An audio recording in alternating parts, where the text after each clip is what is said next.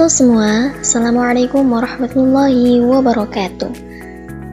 Teman-teman pernah gak sih kalian ikut kegiatan di sekolah atau kampus, misalnya jadi panitia acara, terus tiba-tiba semuanya bingung. Ada yang kerja double, ada yang gak tahu harus ngapain, bahkan ada yang datang cuma buat meramaikan. Padahal acara itu penting, kayak seminar nasional atau pentas seni.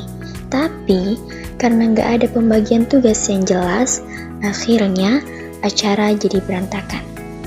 Nah, itu terjadi karena nggak adanya struktur organisasi yang rapi. Padahal, dalam dunia pendidikan, struktur itu penting banget. Mulai dari kepala sekolah, wakil, guru, staf TU, sampai siswa itu pun semua punya peran dan posisi yang udah diatur biar sistem bisa jalan lancar. Makanya, di video ini kita bakal bahas apa itu struktur organisasi, fungsinya, cara mendesainnya, dan kenapa semua itu penting banget, khususnya di lingkungan pendidikan.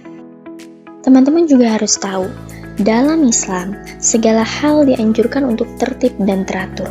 Bahkan, Allah Subhanahu wa Ta'ala berfirman dalam surah As-Saff ayat 4, bahwa Allah mencintai orang-orang yang berjuang di jalannya dalam barisan yang teratur, seakan-akan mereka seperti bangunan yang kokoh.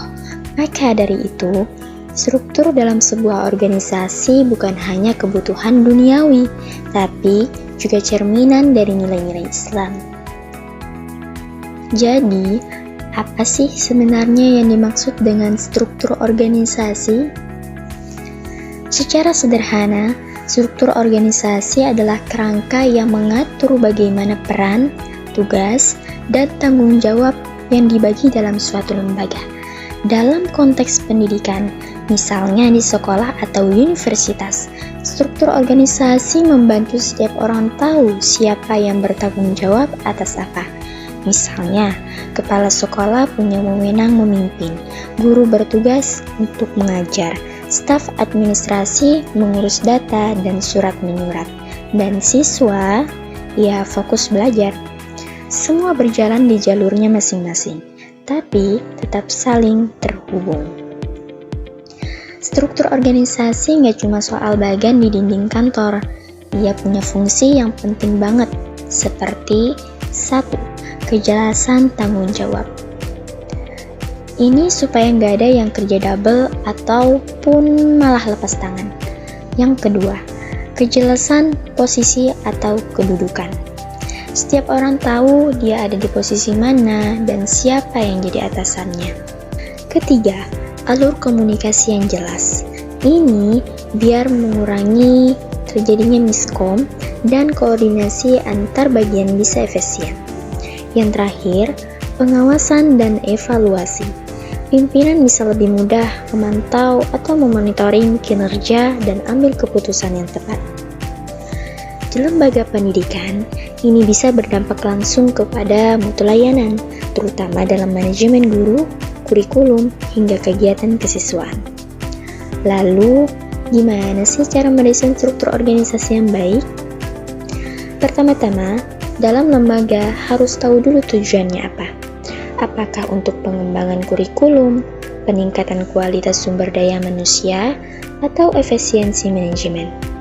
Setelah itu, barulah dibagi tugas-tugasnya, ditentukan siapa mengelola apa, dan dibentuk departemen atau divisinya. Misalnya, ada bagian akademik, keuangan, kemahasiswaan, dan lain sebagainya.